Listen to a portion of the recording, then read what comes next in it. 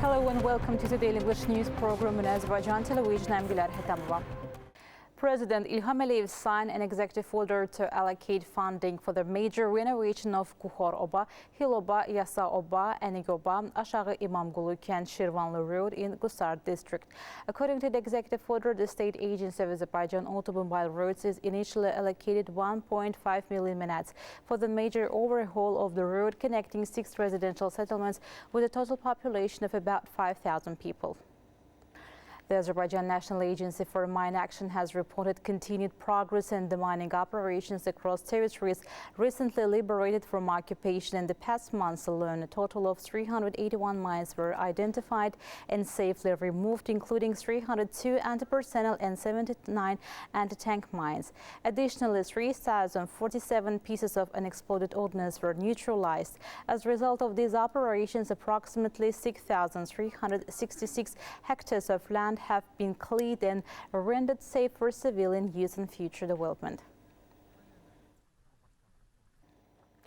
A court hearing was held this week in the ongoing criminal case against 15 individuals charged with committing crimes related to Armenia's military aggression against Azerbaijan, including the occupation of the city of Shusha. During the hearing, prosecutors presented documents, photographs, and video evidence detailing the role of Armenian armed forces in the occupation. The materials reviewed including evidence of direct involvement by several of the accused. One of the defendants, David Ishkhanyan, denied being in military service at the time of Shusha's capture. However, video footage presented in court contradicted his testimony. The court established that Ishkhanyan, acting on orders from Monte Milkanyan, blocked the advance of Azerbaijani forces in the Khojavan direction in an effort to prevent them from defending Shusha. Another defendant, Araik Arutyunyan, admitted that his brothers took part in the military operation to seize Shusha. He acknowledged that the video footage presented in the court accurately depicted the events. Arutyunyan also confirmed that some of the individuals shown in the videos later participated in the operations in the Laçın region. Additionally, he stated that during that period, Zori Balayan made frequent visits to Hankendi, where he held meetings with the so-called leaders of the separatist regime. The trial continues as the court further examines evidence and testimonies related to the broader context of the conflict and the occupation of Azerbaijani territories. A 25th mass grave has been uncovered in liberated Azerbaijani territories. In the territory of Khojalı district, this is the third mass grave uncovered. According to experts, the remains found belong to civilians, mainly women. Signs of torture are visible on the bones. These findings will, of course, be investigated by Azerbaijan's General Prosecutor's Office. Additionally, the bone samples will be examined at the State Anatomical Pathology Laboratory of the Ministry of Health Care, and anatomical identification will be carried out at the Genetic Research Center of the State Security Service. Once this process is complete, we'll be able to clearly identify these individuals. As of May 1st, 2025, a total of 3,990 individuals are still reported missing.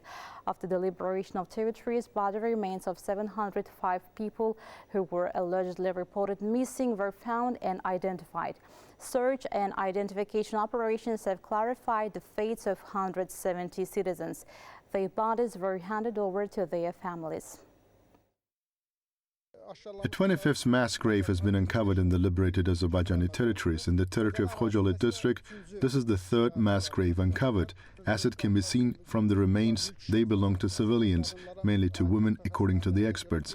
The signs of torture are visible on the bones. Of course, this will be investigated by Azerbaijan's General Prosecutor's Office, and at the same time, the bone samples will be examined at the State Anatomical Pathology Laboratory of the Ministry of Healthcare, and the anatomical identification will be carried out at the Genetic Research Center of the State Security Service.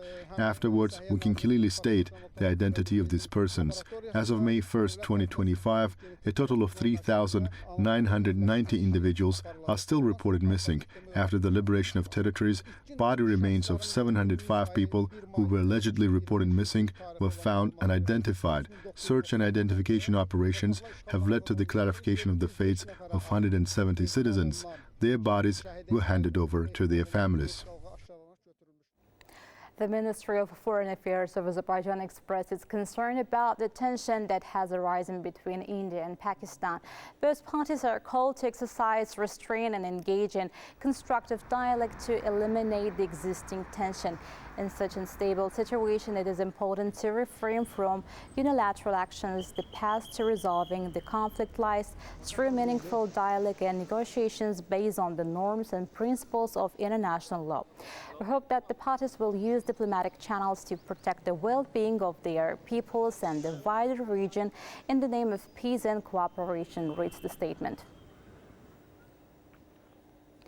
The Milli Meclis granted its consent on the reappointment of Kamran Aliyev as the Prosecutor General. The submission of the President of the Republic of Azerbaijan on the appointment to the post of Prosecutor General was put to vote and adopted by the Parliament of Azerbaijan.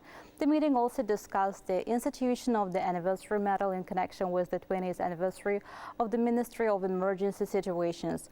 Overall, 13 issues included in the agenda were reviewed. The next plenary session is scheduled for May 8th. That was all for the day. Thank you for being with us. Stay well.